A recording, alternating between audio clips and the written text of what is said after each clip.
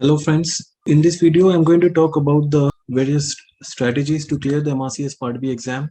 I'm going to share my MRCS journey that I passed 2 years ago, and I'm going to share about the tips and tricks so that you can succeed in your first attempt. So let's start by knowing about the different intercollegiate exams. See, you can appear for the Part B exam irrespective of which college you have appeared your Part A exam from. The final MRCS diploma that you will be awarded will depend on the Part B exam, depend on the college you pass your Part B exam from. So you can pass your Part B exam from Edinburgh, England, Glasgow, and Ireland. But the problem with Ireland is we don't have any center of Ireland in India. Most of the candidates are from Edinburgh and England colleges because they have a lot number of centers and they held their exams more frequently in India and in most of the countries compared to the other two colleges. For Ireland, unfortunately, we don't have any center till now in India. Now, let us see about the eligibility criteria. Now, you must have passed the Part A exam within 7 years. You have to appear for the Part B exam within 7 years of passing the Part A exam, and there has to be maximum of 4 attempts for this exam. So once you are eligible for this exam, you can register for the exam in their official website. And once you register for the exam, you will get the hall ticket. This is my hall ticket that I got about 3 weeks before the exam. This is the only document that you're allowed to carry inside the exam hall, and you need to paste a passport size photograph before you go to the examination hall. Once you've got your hall ticket, now let us see about the exam pattern. There are a total of 18 stations in this exam, and each station is about 20 marks each. There are some changes in the exam pattern introduced, but overall the crux of the exam remains the same. The exam pattern basically includes 18 stations along with 2 rest stations, and so overall stations becomes 20, and each station is of 20 marks, so overall examination marks becomes 360. There has been some changes in the exam pattern recently. There is a video on the changes in the exam pattern. You can click on the link and see the changes.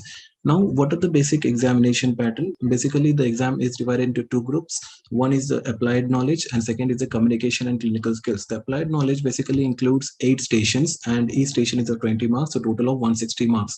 It includes 3 stations on anatomy, 2 stations on surgical pathology, and 3 stations on critical care. I'm going to talk about individually each station. Now let's see what about the communication skill station. There are a total of 10 stations, out of which 4 are clinical skill examinations, where you need to perform examinations on the actors or the patients. And this history taking stations, when you take history from an actor regarding some scenario which might be given. Communication stations, when you need to give information, you need to talk to the patient, or you need to talk to an actor about the clinical scenario that will be given. And procedure skill station, where you will be asked to perform some procedure. Let's see each of them individually. Let's see what is the basic cutoff percentage for this exam. There are 160 marks in the knowledge station and there are 200 marks in the clinical skill station. So you need to pass both the group individually, and the cutoff percentage is around 65 to 70%. This is my ASCII result, and this, as you can see, they have assessed the result individually for both the knowledge and the skills. You need to pass them individually. The cutoff percentage for the knowledge section is around 110 to 112 marks, which comes out to be around 65 to 70%. And for the skills station, it comes out to be around 130 to 132 is the pass marks. Once you know the cutoff percentage, let us see the various study materials. Now, regarding anatomy, I would recommend you to stick to the basic undergraduate books that you would read in your undergraduation, like this. And you must also go through this Clinical Atlas of Human Anatomy by Macmillan, because there are various images which are picked up from this, and you need to identify the structures. So you must go through this atlas because this is a very high-yielding book. Next, regarding the pathology, they will ask you questions from basic surgical pathology, and they can ask you from basic endocrine, like they can ask you from pheochromocytoma. They can ask you questions from bone tumors like osteosarcoma. There might be scenarios from metabolic bone disease. There might be scenarios from skin tumors, or they might ask you from thyroid cancer or goiter. There might be questions from kidneys, like they might ask you pathology of renal cystic disease, or they might ask you from renal cell cancers. They might ask you from breast tumors, as well as they might ask you from genitourinary system. So you must be knowing the basics of surgical pathology, because there will be a lot of questions from there in the pathology stations. and you will get around 9 minutes time to answer the questions. So the time will never be a shortage in the knowledge skill stations. You won't find time falling short. All you have to do is be very clear, read the definitions very clearly, be very specific, and answer your questions very objectively so that you don't miss out points and you score maximum. The critical care stations, they're also basically, they will give you clinical scenarios and they might give you questions from ECG, they might give you questions from chest x-ray or CT scan, they might give you scenarios on acute pancreatitis or pneumothorax. There might be different scenarios, so you should be able to identify the basics of the ECG. It's not like that a surgeon does not read an ECG. A surgeon must be able to identify a fibrillation in an ECG. So these are the basic things they might ask you from the critical care. Again, you will be able to understand most of the things if you stay calm. You will be able to interpret the basics of the ECG and the X-rays and the CT scan, and you will be coming out with flying colors in the knowledge stations. Just stay calm and answer the questions. You will have plenty of time. Just answer the questions to the point and be very specific in your answers. Now we move ahead and let us see about the clinical skill stations. Now, regarding the clinical skill stations, let me tell you, once you enter the station, you get 6 minute time to perform the main skill, whether it's like examination, history taking, or the procedure. You get 6 minute time for that, and the remaining 3 minutes is your viva voce. So what happens if you don't perform the 6 minute procedure very confidently? If you're not able to complete the 6 minute procedure satisfactorily, you won't be confident over the next 3 minutes, and you might end up losing a lot of marks. So what you do in the 6 minutes is very important, and you have to leave behind what you do when you answer the questions in the next 3 minutes. That thing should go away from your mind when you answer the questions. Now, regarding the examination stations, there will be plenty of scenarios. They can give you real patients, they might give you actors, and they might give you scenarios from cardiovascular system to respiratory system to peripheral vascular disease. Anything might be given. I would recommend you to go through the videos on the Geekymedics app, and there are a lot of videos which can be well completed within the 6 minute time. Practice a lot so that you can complete those examinations within 6 minutes. Most of the clinical scenarios which are covered in the Geekymedic app are sufficient for the exam, whether it be thyroid examination or the hand examination. Everything is important for the exam because this clinical skill stations will decide your success in the exam. You need to score maximum in the clinical skill stations because this is where most of the candidates lag behind. Now, regarding the history taking stations, I would like to recommend that again, you have 6 minute time to take the history from your patient, from the actor, and you need to be very specific. You need to practice a lot. You should be able to cover everything, including ideas, concerns, expectations. This is a video which is available in YouTube. You can click on the link and get to the video. I'll link the link in the description so that you can get an idea about the history taking station. I'm trying to upload more videos on this history taking and the clinical skill scenarios. Stay tuned to this channel and subscribe to this channel for more videos. Now, what I'm going to say next is the communication skill scenario. Now, what is basically happening in communication skill scenario? There are two stations like this. In one station, what will happen? There will be two examiners and one will be the actor. You need to go in front of the actor and talk to the actor, and you will be assessed by two examiners. One of the examiners will basically look at your communication skills, and the other examiner will look at the medical aspect of those communication.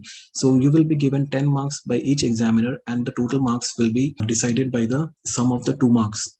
So basically what the examiners want, you need to be very polite, you need to be very humble, and you need to be very empathetic toward the patients.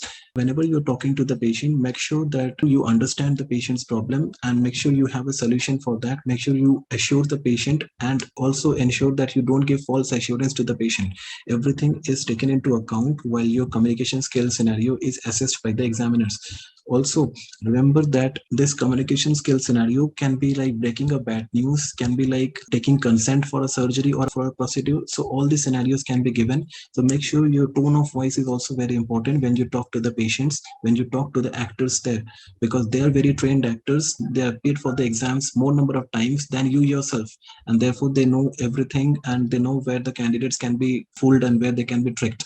So make sure you don't fall into the trap. If the act acts aggressive, don't raise your voice. Try to calm the actor and try to get the situation under your control. That is what the examiners will be looking at.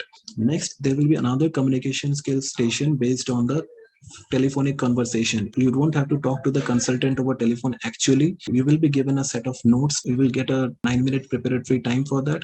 You have to go through the notes, and once you go through the notes, you will be asked to sit in front of a curtain, and the examiner will be on the other side of the curtain. You have to make notes during the 9 minutes preparatory time. When you are talking to the examiner on the other side of the curtain, make sure you are able to answer the questions, make sure you understand what the examiner is asking, and you have to say whatever you have understood from those clinical notes which was present in the preparatory station, and you have to go through them and answer the questions. So again, you have to show your presence of mind. Make sure you don't take a lot of time while you answer the question. Make sure when you go through the clinical notes, you pick up the important points from there and jot down in your note paper. The next is about the procedure skills. Now, let me tell you, there will be two stations from procedure skills. Usually, the stations are either based on some procedure based on mannequins, like you might be asked to do a catheterization on a mannequin. You might be asked to put an intercostal chest drain on a mannequin, or there might be procedures like suturing on a foam. So, whatever be the procedure, make sure you follow all the basic steps that a surgeon is expected to do. You must ask for consent, you must ask for local anesthesia, you must ask for allergy, and also make sure that you ask for antiseptic cleaning and draping. Everything should be discarded after the procedure, or you must ask for permission to discard everything properly in the respective color buckets. All these things are important because this is what will be assessed by the examiners. It's not just the skills, because stitching in a foam is not as good as stitching on a skin. So they won't be looking for the whether the knots are exactly perfect. They will be looking whether you are perfect enough to put the knot. After this, let us look into the basic tips and tricks. Now, what I would suggest, having understood the examination pattern, let me tell you, you need basically 3 to 4 months of preparation. I myself prepared around 3 to 3.5 months, and I was working in the hospital. Still, whatever time I got, I prepared. If you are in a very hectic working schedule, then you can take 6 months of preparation maximum. All you need to do is have some basic notes. The notes are easily available, Turkey and Sing notes. They will give you a basic idea about the examination, what are the questions to be asked. But the most important point about success is, remember, you should have a study partner. I personally feel that without a study partner, you cannot success in this exam. It's very difficult to be perfect in this exam unless you practice with a study partner, because you need to set an alarm clock, you need to set a stopwatch and practice the clinical skill stations for 6 minutes. Unless and until you have a study partner, you won't be able to do this. But if you are very unfortunate and you don't have a study partner, still there are multiple solutions for this, and there are some online platforms available. There are various online courses available, like Toolkey's online course and etc, etc.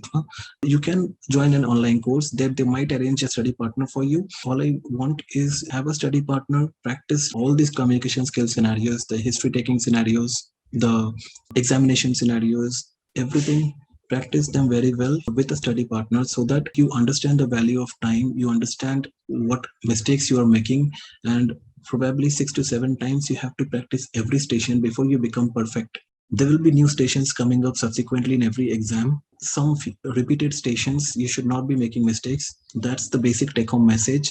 Most of us know the exam format. What you have to do to success in the exam is the strategy. You have to follow everything in a strategy. It's not that knowledge and skills, basically most of us pass in that section.